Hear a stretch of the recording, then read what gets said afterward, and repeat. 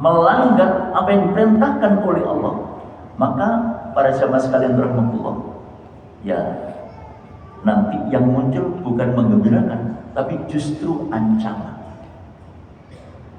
Menolak untuk menunaikan sholat, ancaman. Apa ancamannya? Neraka. Pasti itu. Ya, pasti orang yang meninggalkan sholat, orang yang tidak menunaikan sholat, ancamannya neraka. Nah, orang-orang yang beriman kepada Allah harus menjaga hal ini dengan baik. Ayo kita sama-sama berupaya menjaga perintah-perintah Allah itu dengan baik dimanapun, dalam situasi dan kondisi apapun.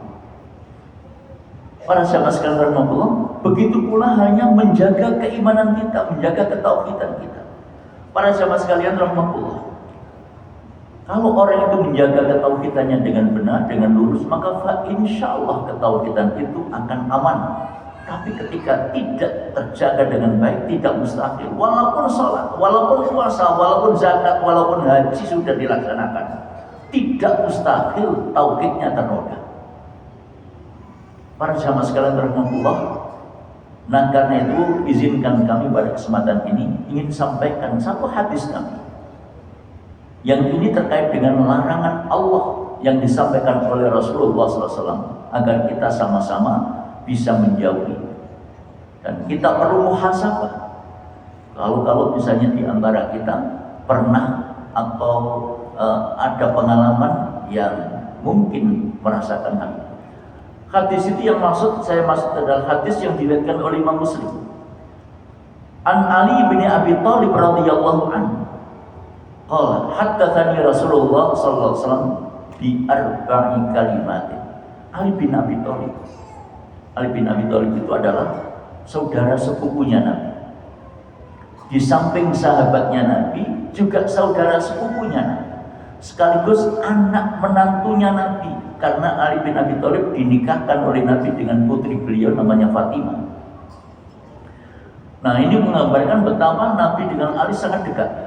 Ali bin Abi Thalib menceritakan haddatsani Rasulullah sallallahu alaihi wasallam bi arba'i kalimatin. Rasulullah menyampaikan pelajaran kepada saya tentang 4 hal. Sekalipun ini disampaikan oleh Nabi kepada Ali bin Abi Thalib, hakikatnya kepada kita semua. Apa saja 4 hal itu? Yang pertama, la'anallahu man dabaha li ghairillah. Allah akan melaknat kepada siapapun orangnya yang menyembelih binatang bukan karena Allah.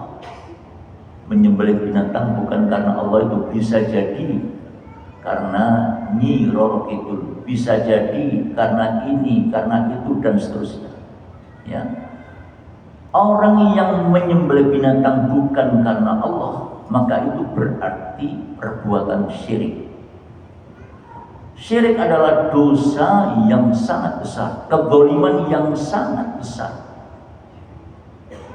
Para jamaah sekalian rahmatullah, karena itu setiap orang yang beriman wajib menjaga keimanannya, wajib menjaga ketauhidannya, jangan sampai ternoda oleh keyakinan-keyakinan yang menjurus kepada perbuatan syirik. Nah, syirik itu memang rawan para jamaah sekalian, rawan sekali, samar sekali. Kalau dulu orang berbuat syirik itu bentuknya nyata, menyembah patung, menyembah pepohonan, menyembah matahari, dan lain-lain. Tapi di era sekarang ini, samarnya berbentuk apa? Ketika seseorang menolak, ketika seseorang di dalam dirinya ada daya tolak terhadap petunjuk Allah dan Rasulnya, sadar atau tidak, itu noda syirik masuk. Harus hati-hati. Noda syirik masuk. Ya. Jadi ketika misalnya itu larangan Allah, itu petunjuk Allah yang dilaksanakan, tapi ditolak, larangan Allah justru ditabrak, bahkan dia menghinakan, melecehkan, sadar atau tidak, maka itu adalah noda syirik sudah masuk ke dalam keimanannya. Na'udzubillah min dzalik. Para sahabat sekalian rahmatullah, termasuk menganggap Allah itu ada yang menyerupai. perlu kami sampaikan kepada para jamaah. Beberapa waktu yang lalu, mohon maaf, saya mewakili FKUP Kabupaten Gresik diundang ke Jari, ya, diundang Kejaksaan Negeri Gresik, dijak rembuk. Tentu tidak saya sendiri, ada instansi yang lain dari Majelis Ulama, kemudian dari Kemenang, ya, dan dari instansi-instansi yang lain. Dijak rembuk tentang apa? Tentang adanya aliran baru namanya taklim ma'rifat. Ini perlu panjenengan tahu karena ini sudah viral lewat media sosial.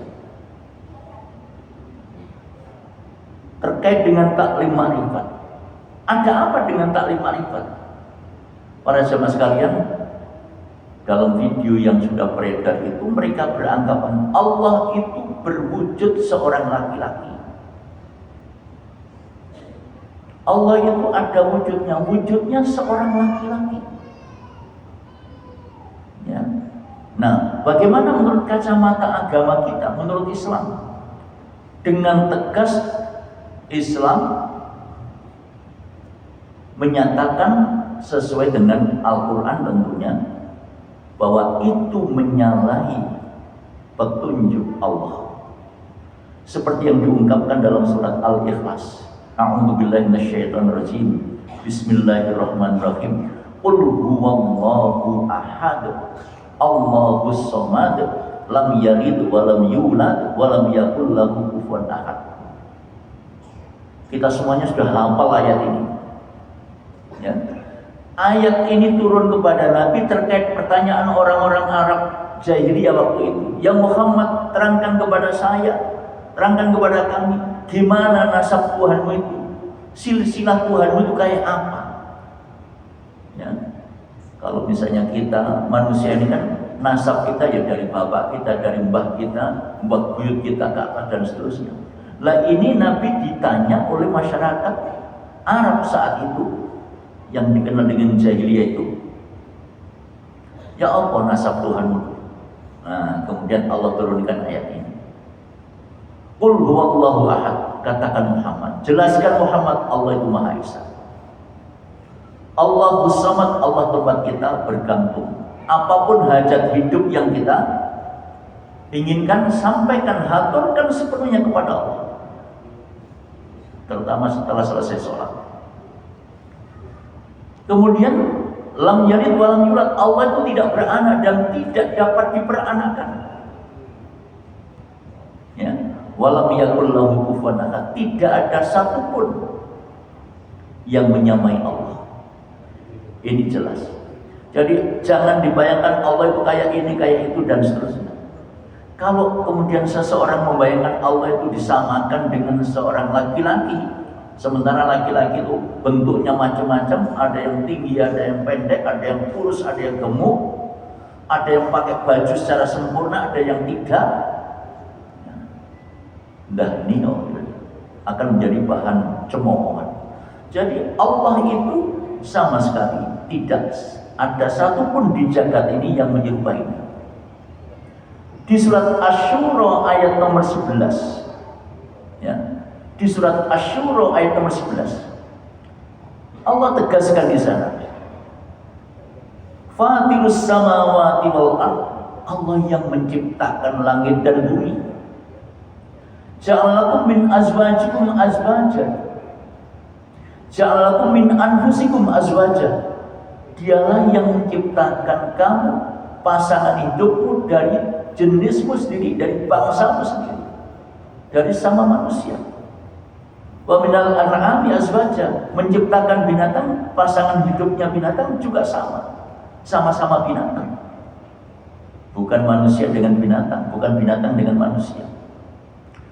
Jadi Allah ciptakan pasangan hidup manusia itu dengan sesama manusia. Laki dengan perempuan, bukan laki sama laki, bukan perempuan sama perempuan. Laki dengan perempuan itu nanti kalau dalam Islam masih dirinci lagi. Laki Islam, perempuan juga harus Islam, tidak boleh berseberangan. Hewan juga begitu, sama-sama. Kambing pasangannya kambing, anjing pasangannya kambing, pasangannya anjing, sapi dengan sapi, kebo dengan kebo. Nggak ada sapi kawin dengan kebo kecuali dipaksa. Siapa tukang paksanya? Tukang paksanya manusia. Nah kemudian dari situ terus berkembang. Lalu Allah tegaskan, laisa kamitslihi syai'un. Tidak ada satupun di jagat ini yang serupa dengan Allah. Maka ketika seseorang punya anggapan Allah itu punya wujudnya adalah seorang laki-laki, maka sungguh itu adalah penyimpangan ketauhidan. Menodai ketauhidan, menodai keimanan, itu adalah perbuatan syirik. Naudzubillah. Obatnya cuma satu, bertobat. Kalau tidak mau bertobat kepada Allah, ya ancamannya neraka, karena memang Allah tidak akan ampuni dosa syirik kecuali kalau yang bersangkutan bertobat. Jadi pada zaman sekarang rahmatullah, ini yang pertama, larangan untuk berbuat syirik ini sangat jelas dan tegas, tidak ada kompromi di hadapan Allah. Bahkan Nabi SAW pernah didatangi malaikat Jibril. Ya, atani Jibril fabasyarani annahu man mata la yusyriku billahi syai'an dakhala jannah. Malaikat Jibril mendatangi aku, menyampaikan kabar gembira kepadaku. Siapapun orangnya yang mati dengan tidak membawa syirik. Artinya ketika misalnya orang itu pada masa hidupnya pernah berbuat syirik kepada Allah, lalu tobat, berhenti dari syirik, maka itu berarti tidak membawa syirik. Kalau mati dengan tidak membawa syirik, dakhala jannah, dia bakal masuk surga. Ya, para sahabat sekalian rahmatullah. Nah karenanya ketika seseorang meyakini tentang Allah tidak sesuai dengan petunjuk Allah, maka mereka akan terjerumus ke dalam perbuatan syirik, dan solusinya cuma satu, bertaubat kepada Allah. Lalu yang kedua, para sahabat sekalian rahmatullah, la'anallahu man la'ana liwalidayhi. Allah akan melaknat kepada seseorang yang melaknat kedua orang tuanya. Ya, Allah akan melaknat kepada seseorang yang melaknat kepada kedua orang tuanya. Kalau saya membahasakan kepada anak-anak, kepada murid-murid, saya bilang begini, anak-anak, siapa yang daftar melarat? Tentu tidak ada. Kalau orang itu daftar melarat, rumusnya sederhana, silakan durhaka kepada Allah, maka hidupmu pasti melarat. Ya. Hidupmu pasti melarat. Kenapa? Sebab Rasulullah katakan, ithnani yu'ajjiluhuma fid dunya. Ada dua perkara yang balasannya langsung diberikan di dunia sampai nanti di akhirat. Yang pertama al-baghim, kezaliman. Topnya kezaliman adalah syirik. Ya. Jadi kalau misalnya ada yang mau melakukan kajian penelitian di lapangan, di mana saja ada musibah, maka ujung-ujungnya di sana syirik merajalela. Ya. Silakan nanti dibaca surat Ar-Rum 41 dilanjut 42. Dhaharul fasadu fil barri wal bahr bima kasabat aydin nas liyudhiqahum ba'dal ladzi 'amilu la'allahum yarji'un. Qul siru fil ard fanzuru kaifa kana aqibatul ladzina min qabl kana aktsaruhum musyrikin. Kerusakan yang terjadi di darat, di laut, semua karena ulah manusia. Allah sengaja timpakan musibah supaya orang mau merenung, mau berpikir, ya, kemudian mau kembali kepada jalan yang benar. Qul siru fil ard, sampaikan Muhammad kepada mereka, silakan untuk melakukan perjalanan di muka bumi, penelitian terhadap wilayah-wilayah yang ditimpa musibah. Maka nanti kesimpulannya karena aktaruhum musyrikin, kebanyakan masyarakatnya bergelimang dengan perbuatan syirik. Naudzubillah. Maka ketika orang itu berbuat syirik, balanya langsung di mana-mana ini. Kalau kemudian di situ banyak maksiat, kedurhakaan, pada umumnya di situ kemudian Allah timpakan musibah. Apakah itu yang tempoh hari Petobo yang ada di Sulawesi itu, ya,